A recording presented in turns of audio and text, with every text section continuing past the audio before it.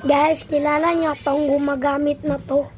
Knife lang. Ang bobo talaga ang paggamit. Pero tignan mo lang kung paano ako makawanita. Ako yan, guys. Paidalote ko sa tololo tanto lo siento. Paidalote ko sa tololo tanto lo siento. Galing ko, diba, guys? Ito, guys, gamit muna ako ng strength, guys.